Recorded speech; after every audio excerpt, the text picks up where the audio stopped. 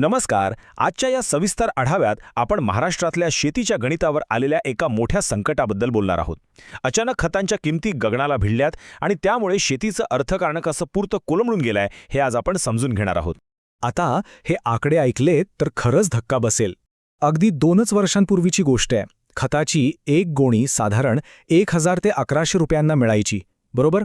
पण आज त्याच गोणीसाठी 1800 ते 2000 रुपये मोजावे लागतायत. विचार करा, अवघ्या 2 वर्षात खताच्या किमती अक्षरशः दुप्पट झाल्या आहेत. शेतीच्या मूलभूत खर्चात झालेली ही वाढ खूप मोठी आणि थेट खिशाला कात्री लावणारी आहे. आणि यात सर्वात मोठा धक्का कोणता माहितीये? मार्च महिन्यानंतर अचानक एका गोणीमागे तब्बल 400 ते 500 रुपयांची वाढ झाली. खत कंपन्या आणि सरकारच्या काही धोरणांमुळे ही वाढ इतकी अचानक झाली की कुणाला सावरण्याची संधीच मिळाली नाही. एका सामान्य शेतकऱ्याला अचानक बसलेला हा 500 रुपयांचा फटका पचवणं अजिबात सोपं नाहीये. आणि हेच या संपूर्ण आर्थिक संकटाचं मुख्य कारण आहे. तर हा जो खर्च वाढलाय त्याचं जरा सविस्तर विश्लेषण करूया. आज बाजारात जाऊन पाहिलं तर परिस्थितीचं गांभीर्य लगेच लक्षात येतं. शेतीत नेहमी लागणाऱ्या 20-20-0-13 या खताचा दर आता 1800 रुपये झालाय. 10-26-26 ची किंमत 2250 रुपये, 24-24-0 साठी 2200 रुपये, तर 19-19-19 या खतासाठी चक्क 2300 रुपये मोजाले लागतायत. एवढंच नाही तर पोटॅशचा दरही 1975 रुपयांवर गेलाय. म्हणजे शेतीला लागणारं कोणतंही महत्त्वाचं खत घ्या, प्रत्येक गोणी आता 2000च्या घरात किंवा त्याहून पुढेच गेलीय.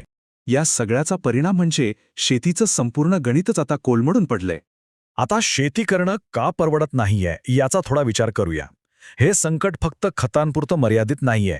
एकीकडे बियाण्यांच्या किमती सारख्या वाढतायत, दुसरीकडे मजुरीचा खर्च वाढतोय आणि त्यात आता या दुप्पट झालेल्या खतांच्या दराची भर पडलीय.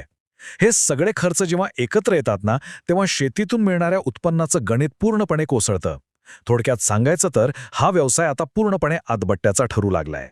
याच प्रचंड आर्थिक दडपणातून आता एक अत्यंत थेट प्रतिक्रिया समोर येते. ती म्हणजे सरकारने खतांवरचं अनुदान तातडीने वाढवावं, नाहीतर जमिनी पडीक ठेवण्याशिवाय दुसरा कोणताही पर्याय उरणार नाही. हे बघा, ही कोणतीही राजकीय भूमिका नाहीये. जेव्हा उत्पादन खर्च हा उत्पन्नापेक्षा खूप जास्त होतो तेव्हा जमीन न कसण्याचा निर्णय घेणं ही एक नाईलाजाने आलेली पण अत्यंत स्वाभाविक अशी आर्थिक प्रतिक्रिया असते. आणि हेच भीषण वास्तव आज समोर उभं आहे. आणि या सगळ्याचा फटका फक्त शेतकऱ्यांनाच बसतोय असं नाही, तर स्थानिक विक्रेत्यांवरही याचा मोठा परिणाम होतोय.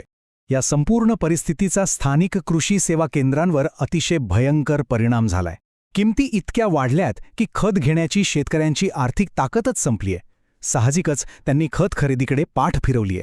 यामुळे होतंय काय तर कृषी सेवा केंद्र चालकांचा व्यवसाय पूर्णपणे ठप्प झालाय. दुकानात खताचा माल पडून आहे, पण तो विकत घेण्याची क्षमताच ग्राहकांकडे उरलेली नाहीये. म्हणजे शेताच्या बांधावरून सुरू झालेल्या या संकटाने संपूर्ण स्थानिक बाजारपेठेची साखळीच विस्कळीत करून टाकली आहे. शेवटी या सगळ्या परिस्थितीकडे बघितलं की एक अत्यंत गंभीर प्रश्न निर्माण होतो. जर शेतीचं हे गणित असंच कोलमडलेले राहिलं आणि वाढत्या खर्चामुळे खरंच शेतांमध्ये पेरणी झाली नाही, जमिनी पडीक राहिल्या, तर आपल्या व्यापक अर्थव्यवस्थेवर आणि देशाच्या अन्न पुरवठ्यावर याचा काय परिणाम होईल? खतांच्या किमतीतली ही वाढ म्हणजे फक्त एका शेतकऱ्याचा वैयक्तिक प्रश्न नाहीये, तर ती थेट आपल्या सर्वांच्या ताटात येणाऱ्या अन्नाची साखळी आहे. या न पेरलेल्या जमिनींचा जो सिस्टेमिक धोका आहे त्याचा आपण सर्वांनीच अतिशय गांभीर्याने विचार करायला हवा. विचार नक्की करा. माहितीपूर्ण व्हिडिओ आहे, तुमच्या शेतकरी ग्रुपवर नक्की पाठवा. धन्यवाद.